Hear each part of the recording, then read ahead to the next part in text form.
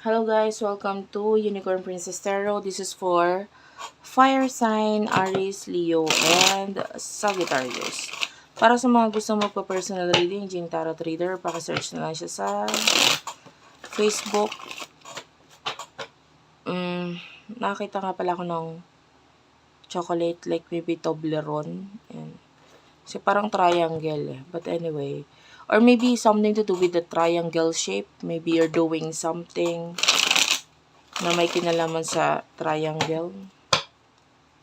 For fire sign, please, Aries, Leo, Sagittarius. For fire sign, what do we have here for fire sign? Para sa mga fire sign,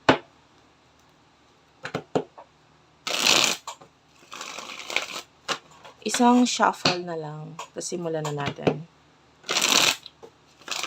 Okay. Fire sign.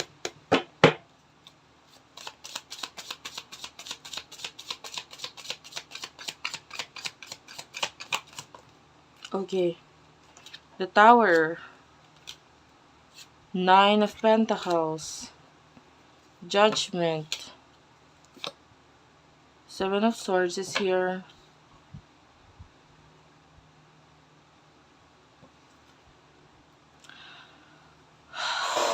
Okay. Actually, I can see big transformation para sa'yo.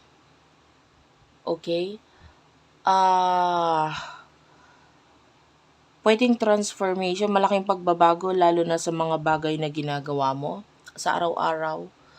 For some of you, maybe something is going to end with regards sa siblings mo or mga kapatid mo. Maybe something to do with or something is ending.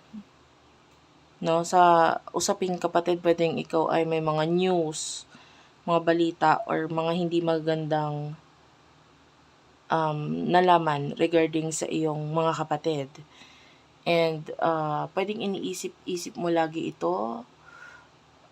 The judgment is here. Maybe you want to give these people, especially kung kapatid or tinuring mo ng kapatid, ng parang gusto mo silang pagsabihan or gusto mo silang kausapin regarding something.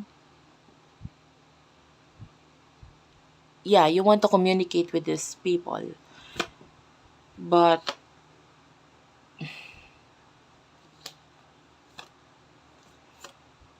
or pwedeng ikaw ay kasalukuyang maraming ginagawa or umiiwas pa because something to do with the home. You're busy, you're doing something, etc. Tell me about this person. Nakakonect ni fire sign, please. Person nakakonect ni fire sign. Aries, Leo, Sagittarius. Person nakakonect ni fire sign, please. Aries, Leo, Sagittarius. Person nakakonect ni fire sign. Person nakakonect ni fire sign. Aries, Leo, and Sagittarius. Thank you for being here, guys. Thank you for watching. Sana mag-comment ka sa baba. Knight of Swords. Okay. Kunin ko yung mga yon. The Emperor. I feel like itong person that is very dominant. Masyadong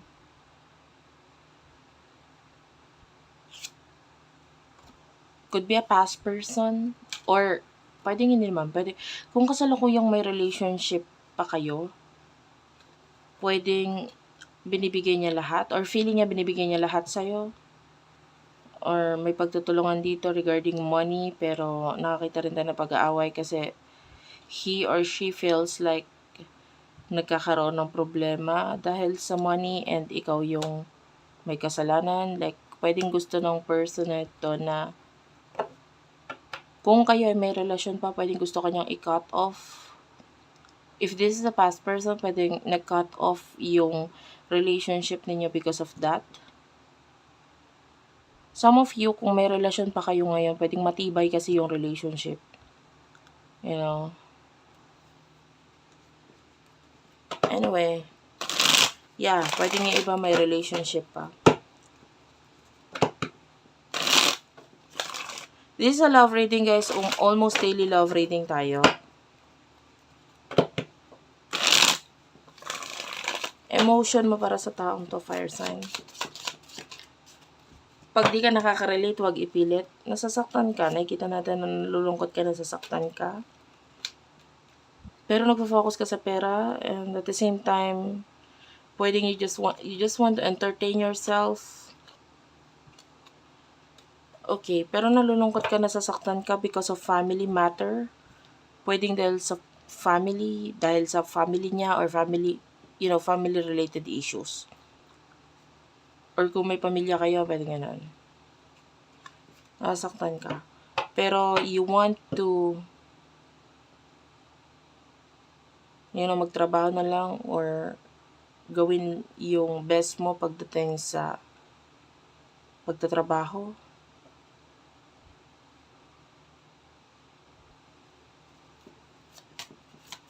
Emotion niya para sa'yo.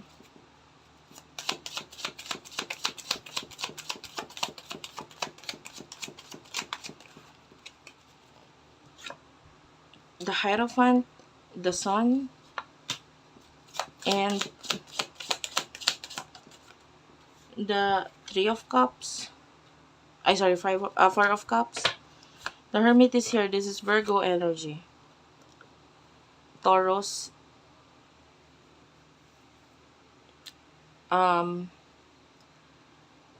Itong person na to, parang kung magka-relasyon pa kayo, parang gusto niyang matuto ka, gusto niyang, this and that. Kasi a Virgo energy, alam mo yung Virgo kasi, ganun talaga sila. If they love someone, ganun sila magmahal, guys. If you're dealing with a Virgo or meron siyang Virgo sa chart niya, ganun sila magmahal. Kino-correct nila yung taong mahal nila. Of course, they are perfectionist. Pero, at the same time, ito naman kasi makakabuti para sa'yo, para sa atin, parang ganun. So, kailangan ako yung masunod. Sundin mo kung ano yung tingin kong makakabuti para sa'yo, parang ganun. Lalo na kung alam mo naman sa sarili mo na tama naman siya, di ba? Nagiging ayaw mo lang yung way ng pagsasabi niya sa'yo, parang ganun. Pero tama naman yung tao, tama naman yung sinasabi niya. So, this person is like, ayaw niya kasing bumaba or hindi maging maganda yung tingin sa'yo ng iba. So, yung nakikita niya, pwedeng pinupuna na agad niya para mabago mo yon. And you do over the Sun, masaya naman itong person na ito. Kung magka-relasyon kayo, this person is happy. Okay? But, there's this energy of a person in the past na parang nagbibigay ng offer or gustong magbigay ng offer sa kanya. It could be anything Pwede may kinalaman sa career or pwedeng may kinalaman din sa love. And yeah, of course, kung magka-relasyon kayo, hopefully, di ba, you're hoping na sana hindi ito may kinalaman sa love. But, I can see a person. But, sa ngayon, nakikita natin masaya siya sa'yo. But, kung kayo naman ay nag-end na yung relationship, okay, masaya na siya. Mahal ka niya pero parang hindi na siya sure kung makikipagbalikan pa siya. So, ganun. Parang marami na siyang natutunan sa'yo, marami na siyang lesson na nakuha or what. So, okay na yan. Sapat na yan para sa kanya. What will happen in the future for you, fire sign? Sana nakaka-relate ka, guys. The Hermit is here. The Seven of Cups. Ace of Cups. And the Eight of Swords. Ayusin ko lang yung camera. Dalawa yung situation na nakita ko ha. One of you magka-relasyon pa kayo. But some of you ay tapos na yung relationship. So in the future, yun nga, if this relationship is nag-end na, this person in the future is moving on, no? But, kung ganon, kung nag-end na yung relationship niyo, I can see new love coming, pero parang, ikaw ito na parang hindi ka nagiging open dito sa new love na ito na paparating because you're putting boundaries.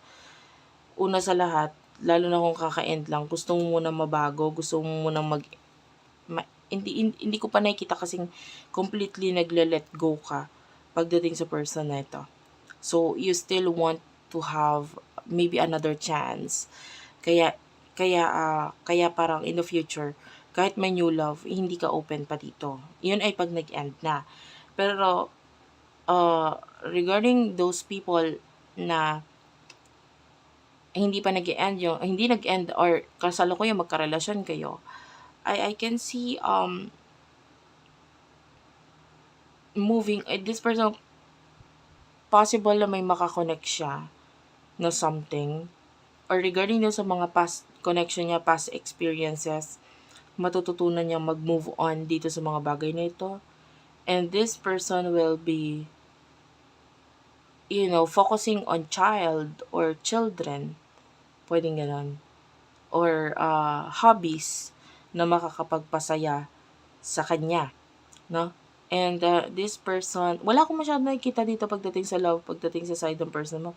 And I mean, kung magkarelasyon pa kayo, ang mas nakikita natin dito, this connection is magkakaroon ng malaking pagbabago. And that could mean possible rebirth. The death card is here. This is showing us rebirth. So, pag sinabi nating rebirth, pwedeng pagkabuhay muli ng love sa inyong dalawa because, you're stuck with this person. So, kung karelasyon pa kayo, stuck ka sa kanya. So, you don't have a choice. You have to work things out. You have to work your relationship. So, and so forth. So, yun yung nakikita natin. But, if you are feeling a lot of sadness dito, kailangan mong maging open regarding doon. Kailangan mong sabihin yung totoo. Kasi, itong person na to, may mga plano siya. At saka may mga gusto rin naman, may tatanggalin siya sa sarili niya. Once na inopen mo, yung mga bagay na yon. Hindi sa paraan, I mean, kung gusto mo siyang mabago, hindi mo pwedeng sabihin sa kanya na gawin niya ito. Kasi gano'n na nga siya diba? Nagdidikta siya sa'yo. Pero maybe, kailangan mo maging open sa emotion mo. Dahil pag nakita niya kung ano nararamdaman mo talaga, pinakita mo kung ano yung effect sa'yo, instead of arguing, pakikipag-argue sa kanya, doon niya babaguhin yun. Kasi, yun nga, pag nakita niya na malungkot ka, ganyan, na hindi ka masaya sa mga pinapagawa niya sa'yo, etc., doon niya marirealize na, mali pala, sobra na pala, ganyan. Anyway, but maganda yung pinapakita in the future. There's rebirth. And rebirth of our relationship for some of you. Thank you for watching. I love you all and bye-bye.